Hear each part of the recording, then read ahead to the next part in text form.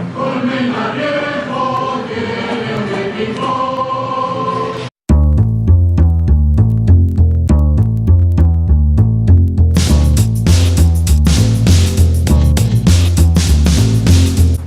Right, it's super misty today and there's seemingly a football stadium in here somewhere. Hi everybody and welcome back to another video. Now today I've made my way to Colmenar Viejo, which literally translates to Old Apiary. Interesting. It's a town, it's about 30 kilometres north of Madrid, and today's clash is a Tercera División fixture between Colmenar Viejo and Internacional Madrid-Boadilla. Let's get inside and check out the ground. So we're in, this is the Estadio Alberto Ruiz. Now Alberto Ruiz is Colmenar Viejo's most famous footballing son, seemingly. He's only 40 years old, so he retired quite recently, and he started off playing for Colmenar Viejo and also moved on to Sporting Gijón and Getafe, so he played quite a few games in the Tercera División, and I actually taught English to his ex-wife.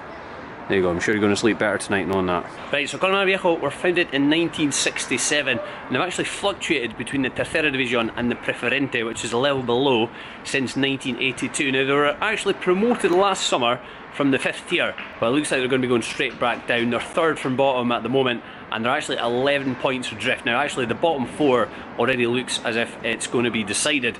Now they lost a key game a couple of weeks ago against Santa Ana, who I saw last week, and I think things might have been slightly different if they'd beaten them, but their poor home forms actually cost them. They've only taken 8 points from 15 home matches, and 5 of their 6 league wins this season have actually come away from home, and that includes a 5-1 thrashing of the local rivals Tres Cantos last week, which ended a game of 9 matches without victory. But I think that's probably going to be too little, too late. Well, I guess Bon Jovi is a little bit of an improvement from last week's Spanish rap. Now, I've no doubt that you remember that I saw Inter a couple of videos ago, although that was actually a while back. Now, if I remember correctly, they were top of the table at that point, and they're still top of the table now, only on goal difference though from Getafe B. So they're gunning for the title, although winning the league doesn't actually guarantee them promotion. I'm not going to go into the ins and outs of promotion now, but I did do a video about it, so I'll share a link so that you can try and get your heads around it. Anyway, Inter have lost only 1 of their last 15 league matches, and they've got the joint best attack against today's opponents, who have got the second worst defence. So you have to fancy Inter's chances of picking up the 3 points. Right, I take back what I said about the music. Right, I know a lot of teams are not big on away support in Spanish football, but you know, 1 seat in the away section seems like they're taking a bit too far. Now, it was actually misty as hell on the bus on the way up, to the point where I wasn't sure they'd actually drop me in the right place. But it's really cleared, and now you can see there's a pretty nice view up here. Maybe not quite as nice as last week, but you can see the Colmenar Viejo Basilica, which is in the town centre, just poking out over the roofs there. And also over here, there's the Colmenar Viejo building, which is actually the second biggest building in the Madrid community after the one in Madrid city centre. It's a shame the clouds haven't cleared a little bit more, because there's actually some nice views of the mountains in the background. Maybe a little bit later if we're lucky.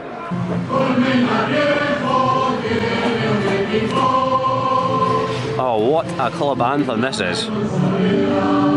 You'll never walk alone, eat your heart out. I think it's also the longest club anthem I've ever heard.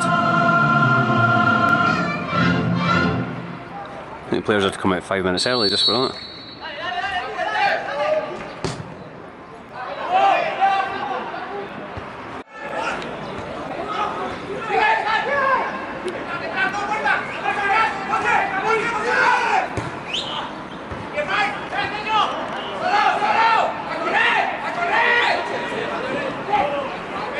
Oh, nicely done.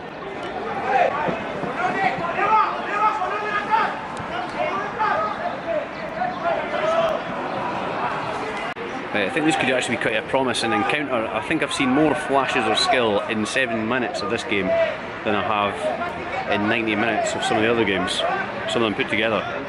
I'll finish.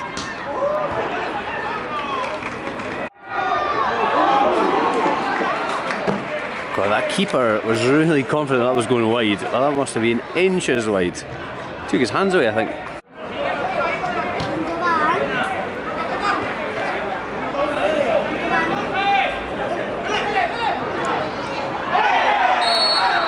Oh, he's giving it. Was that a dive? I'm going to get the slow motion on the go there.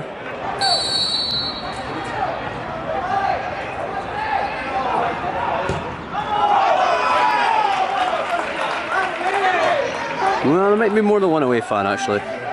It's a really sad indictment of the way modern football is, that your first instinct when someone goes down in the box is, did he dive or not? Anyway, 1-0.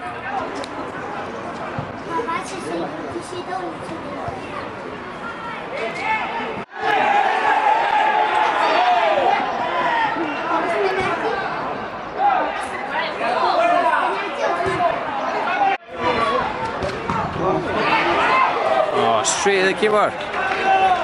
Big chance.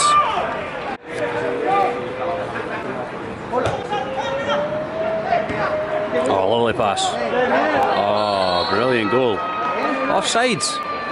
Oh, well. Maybe one for VAR there.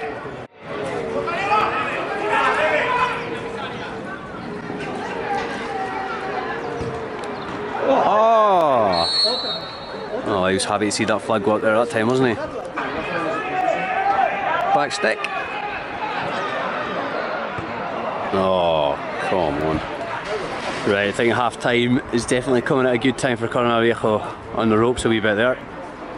Right, so that's a well-deserved lead for Inter at half-time, and you can definitely see why they're at the top end of the table, which was not the case the last time I saw them against Villa, which I wasn't really impressed with them at all. But yeah, they've really been moving the ball around really well and created quite a number of chances, especially towards the end of the half there. Colmenar, on the other hand, have been huffing and puffing. They started quite promisingly, but they've really not got into the game as an attacking force towards the end of the half. They had a few runners from deep that were causing problems, and they almost got in behind the Inter defence on one occasion, but that's been pretty much it, and I think they're lucky not to be further behind. Anyway, let's see if they can get back into the game in the second half. Not very hopeful though. I can definitely see Inter scoring one or two more goals and winning this one quite comfortably.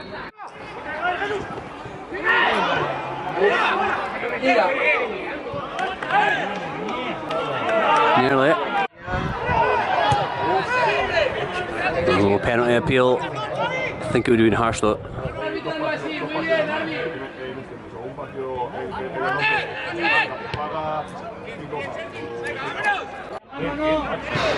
Challenge. I love a good meaty challenge in the box.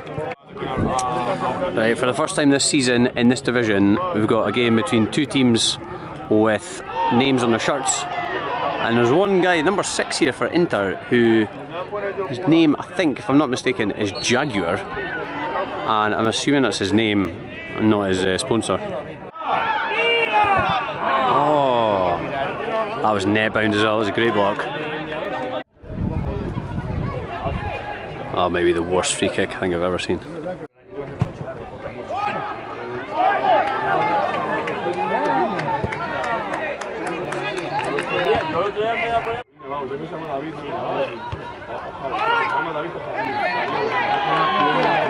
Right, the second half has definitely not been as good as the first half. There's not really much going on, so I've just been admiring the club coloured nets for the second week in a row. Lovely stuff. Right, I went away down the other side because I was expecting Inter to score a second goal, but fair play to them. Colmenar have been pushing for a late leveller, and the keeper's up for this one. Here we go, this could be it. Maybe not. Oh, if he plays him in, it's got to be a goal. No, keeper's back now. And there we have it, ladies and gentlemen. 1-0 to the visitors. Well, I think I really bigged that match up at the beginning, and I kind of regret it now because the second half was a bit of a letdown, to be honest. There was a lot of nice play from Inter in the first half. They had a couple of small, skillful guys that were linking up really well on the left-hand side. You'll have seen on camera the move that led to the penalty when you had a brilliant jink and run into the box. I don't know why I didn't really make anything of that at the time. I was more concerned about whether he dived or not. But it was a brilliant bit of play. It was kind of like the Boadilla, Del Monte, Messi just jinking into the box before being taken down. But there wasn't really any of that in the second half at all. And I think Inter just played kind of similar to the way they played in the last game I saw them against Villaverde. They were just keeping their opponents at arm's length, and they did just enough to eke out a victory. You know, you can't really fault Colmenar Viejo for effort but they didn't really have any quality in the final third whatsoever, and as a result it never really threatened an equaliser. Now I just wanted to mention a couple of things that happened during the game just to clarify and to clear up one or two things. Now the offside goal, it was absolutely brilliant goal, brilliant team goal. With the third man run, I don't know why I'm explaining it because you saw it. It was absolutely nowhere near offside, so the linesman, I think he needs to get his eyes tested, and I think I need to get my eyes tested as well, because the guy that I said was called Jaguar was not called Jaguar, he was called Jawad, apparently.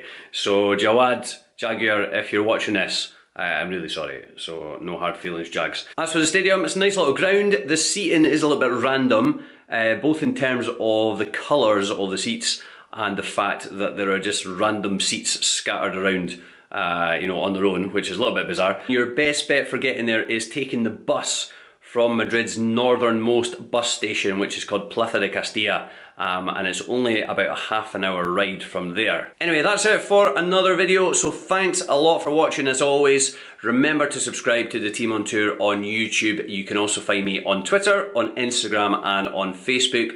I'll leave links to those in the description. See you guys again next weekend for some more top quality action.